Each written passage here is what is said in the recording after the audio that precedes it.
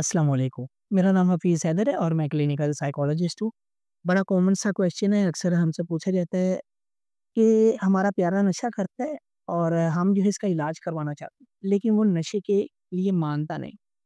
वो कहता है मैं तो नशा नहीं करता, मैं ऐसा-वैसा काम नहीं करता, ये सब झूठ है, अफ़वाहें हैं या मुख्तलिफ़ तरह के लेम एक्सक्यूज़ेज़ की एक लिस्ट जो है वो सामने रख देता है और ना ही वो अपने इलाज के लिए नहीं। क्या करें? हम तो परेशान हैं, लाइफ़स्टाइल उसका डिस्टर्ब हो गया, डेली रूटीन डिस्टर्ब हो गई है, जॉब डिस्टर्ब हो गई है, स्टडी डिस्टर्ब हो गई है, पूरे घर को जो है उसने तीगनी का नाच नचा रहा है। अपना लाइफ़स्टाइल अपना चुका है और हम इस कदर परेशान हैं कि हम करें तो करें क्या? करना क्या है? इलाज के मुतल्लक जानने की कोशिश करें। कुछ ऐसे ज़हनी अमराज़ हैं और कुछ ऐसे जो है इलाज के तरीक़ाकार हैं जिसमें सम टाइम जो है पेशेंट की फैमिली की विलिंगनेस की ज़रूरत होती है।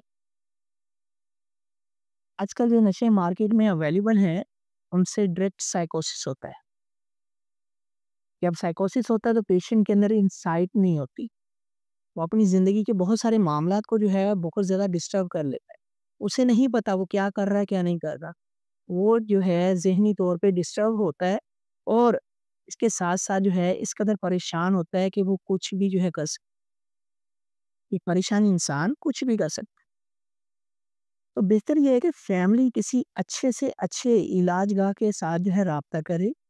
वहाँ जाकर अपने पेशेंट के बारे में डिटेल में हर चीज़ बताए और उनसे इलाज के मतलब जानने की कोशिश करें कि इसका इलाज कैसे मुमकिन है।